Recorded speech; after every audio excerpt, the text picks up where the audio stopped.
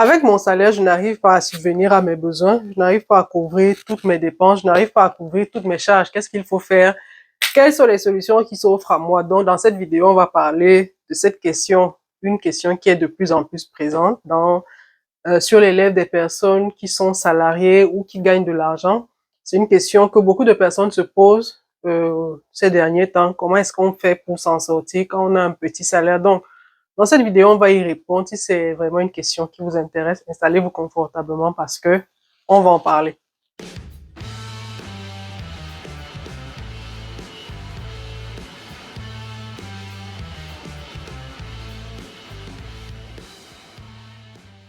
Salut à tous, bienvenue sur cette chaîne Potential and Mindset. Je suis Priscille Atanganabida et sur mes réseaux sociaux, j'ai pour mission d'amener les femmes à prendre conscience de leurs talents, à prendre conscience de leur potentiel. Je voudrais que l'argent ne soit plus un problème pour les femmes. Je voudrais que les femmes aient plus confiance en elles. Je voudrais que les femmes adoptent un mindset de gagnante. Et dans la vidéo d'aujourd'hui, on va parler de quoi? On va parler d'argent, on va parler de salaire. Je n'arrive pas à couvrir toutes mes charges avec mon salaire. Mon salaire est insuffisant. Mon salaire ne me permet pas de couvrir toutes mes dépenses, de couvrir toutes mes charges. Quelles sont les solutions qui s'offrent à moi?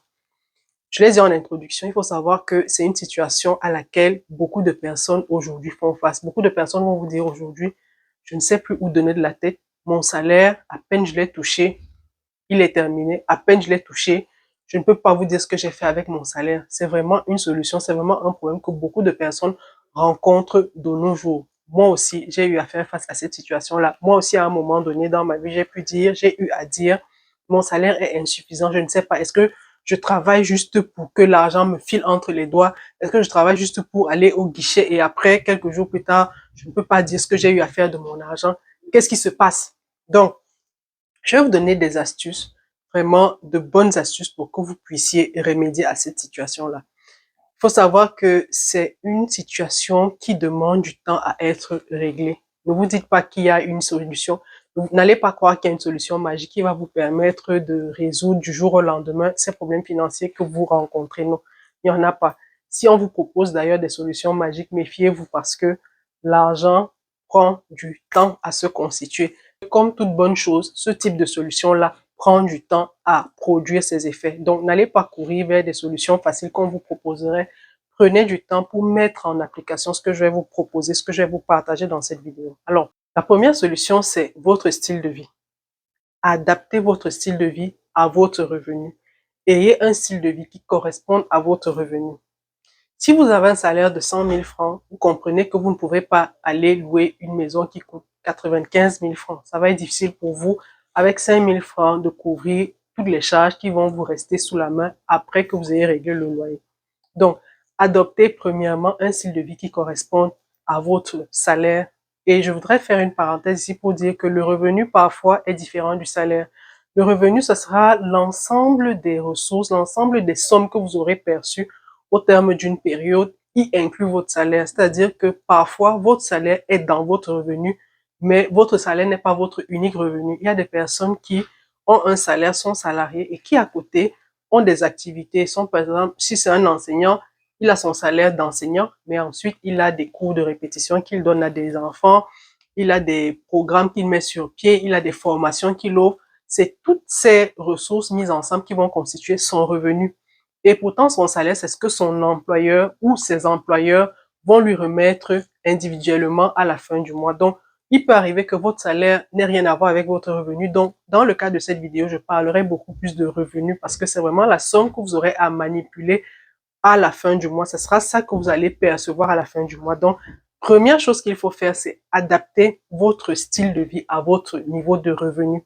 Si vous avez un revenu cumulé, c'est-à-dire votre salaire, vous aurez toutes les activités que vous mettez sur pied pour gagner de l'argent. Adaptez votre style de vie à ce revenu-là. N'allez pas adopter un style de vie qui ne corresponde pas à votre revenu. Je vous ai pris un exemple terre à terre. Si vous avez 100 000 francs, vous comprendrez que c'est pas vous qui aurez un gardien, c'est pas vous qui aurez une nounou, c'est pas vous qui aurez un autre personnel domestique, vous aurez un blanchisseur qui allait cumuler, voilà, des personnels domestiques. Et à la fin, une fois que vous les avez payés, vous n'avez plus rien en main. Non.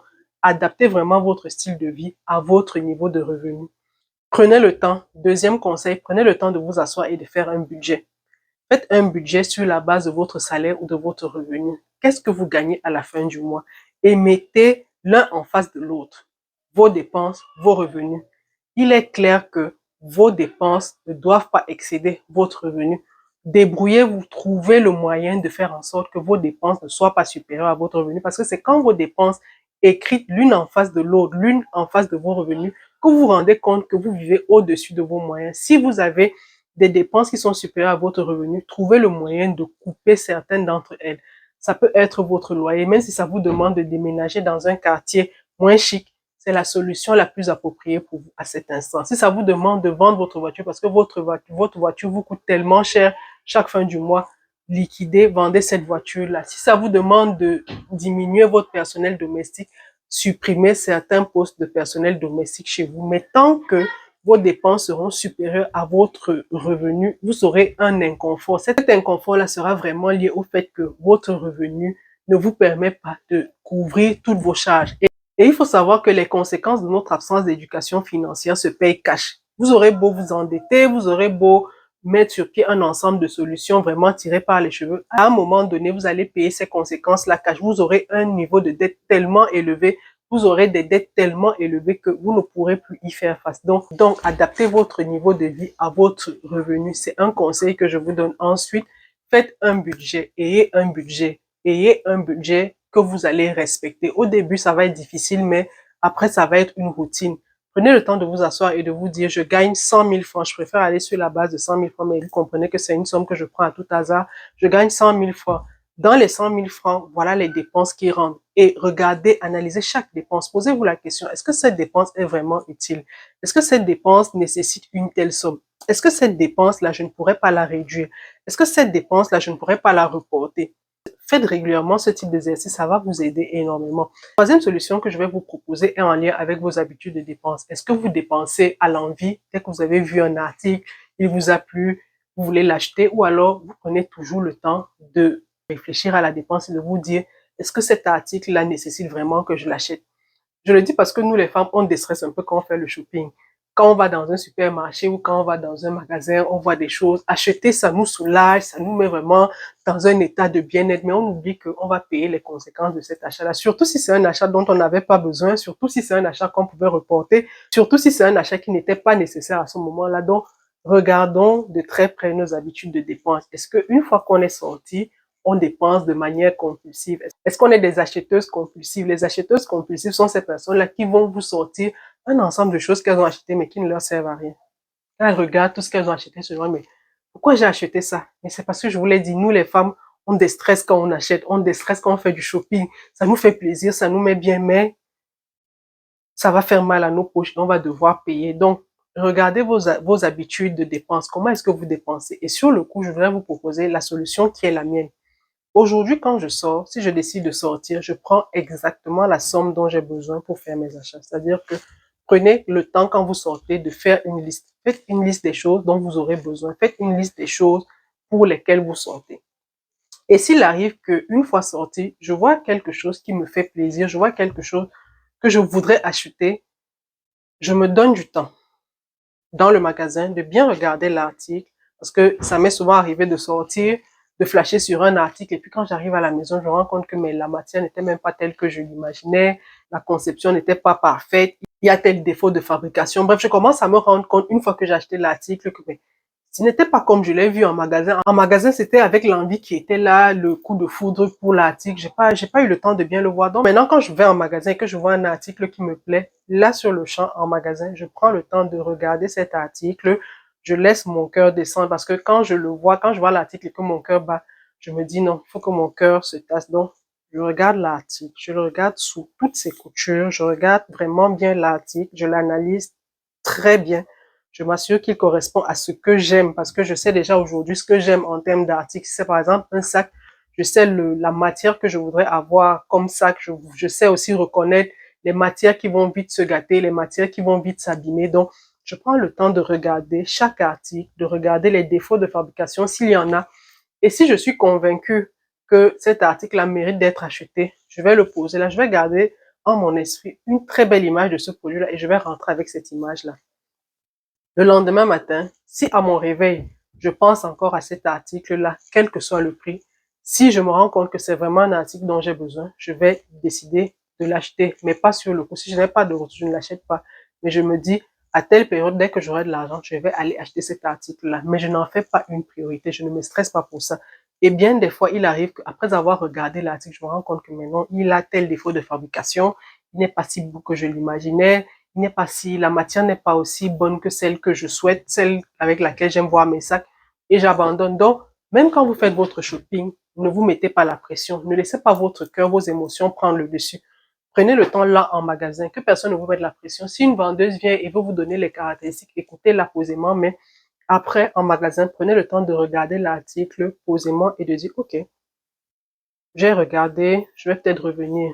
Ne vous mettez pas la pression. Si la vendeuse trouve que oui, vous êtes venu lui perdre son temps, vaut mieux que vous sortiez de là avec la décision d'acheter plus tard que d'acheter un article dont vous n'aurez pas besoin plus tard et que ça va vous faire plus mal parce que vous aurez dépensé un argent et c'est pas la vendeuse qui va vous le rembourser. Donc, votre travail à vous, c'est de bien faire vos achats. Le travail de la vendeuse, c'est de vous conseiller, mais non de vous obliger à acheter. Le travail de la vendeuse, c'est de vous conseiller, mais elle ne vous oblige pas à acheter.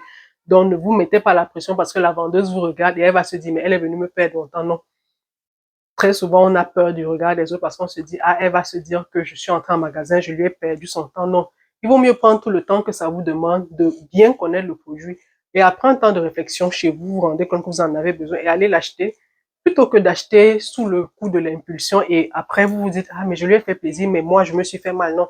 Ou vous allez vous faire du mal, mais elle aura vendu et après, elle ne sera même pas au courant de ce que vous, ça vous a fait mal, que vous avez fait un achat qui va vous être préjudiciable à l'avenir. Donc, prenez le temps quand vous faites vos achats. L'autre solution que je voudrais vous proposer, c'est de trouver un complément de revenu. Je vous l'ai dit, de plus en plus de personnes se plaignent que leur salaire ne correspond pas à leur charge. Elles ont tellement de charges. Et même notre professeur qui nous disait, quand on était en première année en sciences économiques, il nous disait, le fondement de la science économique, c'est celui-là, c'est que il y a plus de besoins que de ressources. Et la science économique, c'est justement cette discipline qui vous permet de faire le deal, de trouver le bon compromis de sorte que les ressources qui sont disponibles parviennent à combler les besoins qui se présentent à vous. Donc, n'allez pas croire que vous êtes seul dans votre cas. Non, vous n'êtes pas seul dans votre cas. Beaucoup de personnes connaissent la situation que vous vivez aujourd'hui.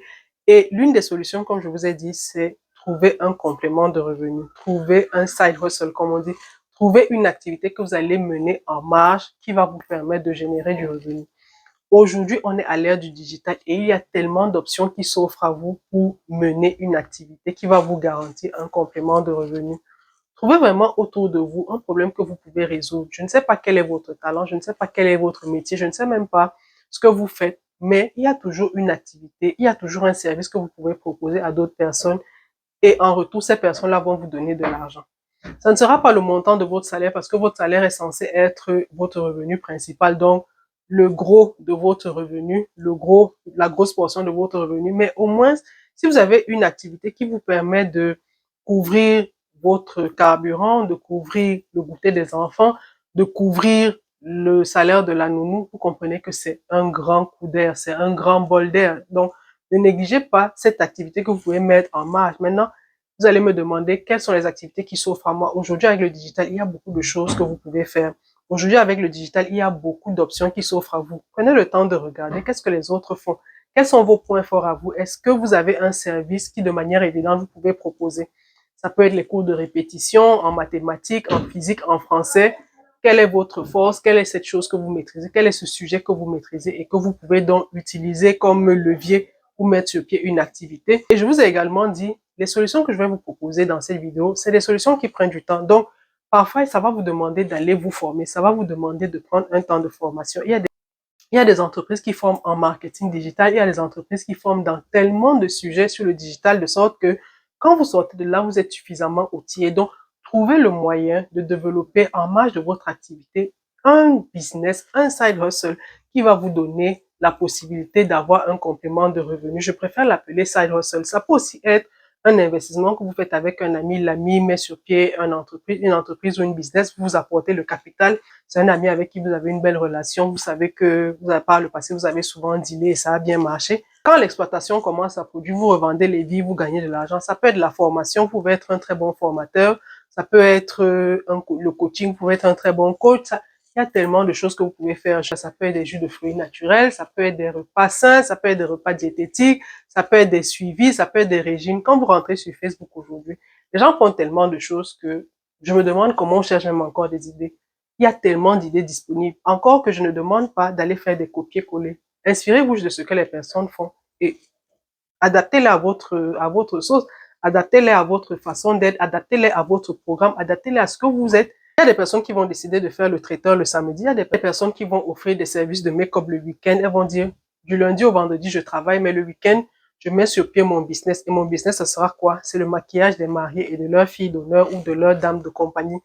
Vous développez un business comme ça. Chaque samedi, vous êtes à la recherche des mariés. Vous mettez en partenariat avec des mairies, vous mettez en partenariat avec des centres d'état civil.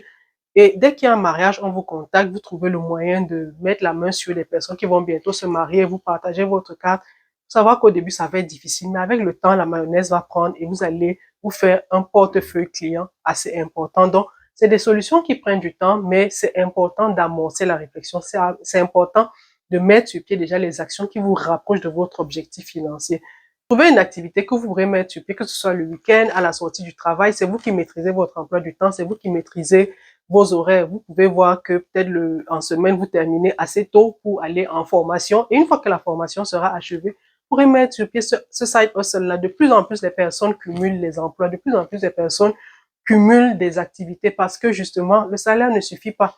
Et qui sait ce que cette activité que vous êtes en train de mettre sur pied aujourd'hui, qu'est-ce qu'elle deviendra demain? Elle peut prendre tellement d'ampleur qu'à un moment, vous décidez d'arrêter, de dire, je me consacre pleinement à cette activité-là parce que le potentiel que je vois, l'ampleur qu'elle est en train de prendre, m'oblige à m'y consacrer pleinement. Donc, au début, ça sera une petite activité, mais l'activité peut être tellement grande. Et c'est pour ça que je vous dis, amorcez déjà cette réflexion-là. La vente, c'est une compétence essentielle de nos jours. Si vous aviez honte de vendre, aujourd'hui, vous devez comprendre que vous n'avez aucune raison d'avoir honte de vendre. Parce que c'est très certainement avec la vente que vous allez résoudre beaucoup de vos problèmes. Vous allez vendre une compétence, vous allez vendre une formation, vous allez vendre un produit, vous allez vendre un service. Donc, formez-vous à la vente et formez-vous également dans un domaine qui va vous permettre de développer en marge de votre activité une activité secondaire. Et je vous ai dit, vous ne savez pas à quoi cette activité-là va ressembler dans 10, 15, 20 ans ou même dans 2 ans. Vous pouvez commencer une activité-là et avec le temps, elle explose. Vous retrouvez à vous concentrer là-dessus et abandonner votre activité salariée. Je ne suis pas en train de dire que tous les salariés vont devenir des entrepreneurs, mais je suis juste en train de vous dire, très souvent, vous commencez une activité, mais vous ne savez pas les surprises qu'elle vous réserve. Et il est important aujourd'hui, quand votre salaire est insuffisant, d'engager ce type de réflexion-là. L'autre solution aussi que je propose aux personnes qui vont trouver que leur salaire est insuffisant, c'est peut-être la formation dans leur domaine de compétences. Parfois, vous êtes bloqué à un palier professionnel, à un palier en termes d'avancement parce que sur le plan professionnel, vous n'avez pas de qualification qui permettent qu'on vous ramène à un niveau plus élevé. Vous avez par exemple un baccalauréat et pourtant si vous ramenez une licence ou tout autre diplôme universitaire, vous avez la possibilité d'évoluer dans l'entreprise. Donc, parfois, la solution, c'est là d'aller vous former, d'aller acquérir un diplôme qui va vous permettre d'évoluer dans l'entreprise. Or, malheureusement, quand les gens ont déjà trouvé un emploi, la plupart du temps, quand les gens ont trouvé un emploi, ils ne se sentent plus la force d'aller aux études. Pour eux, les études leur ont servi essentiellement à trouver un emploi. Et une fois qu'ils ont cet emploi-là, ils se disent, bon, à quoi bon encore repartir aux études? Non, parfois vous allez même aux études, c'est pour vous-même. Ça vous est utile à vous-même et ça peut vous être utile sur le plan financier dans une carrière professionnelle. Donc, ne négligez pas cet aspect-là.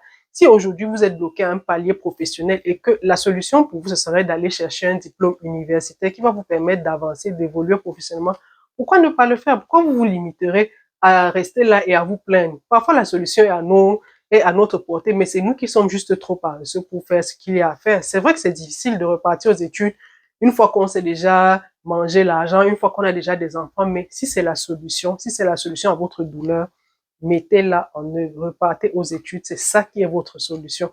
Il n'y a pas 36 solutions et personne n'ira étudier à votre place, personne n'ira chercher un diplôme à votre place. Ça, c'est votre travail, c'est votre responsabilité.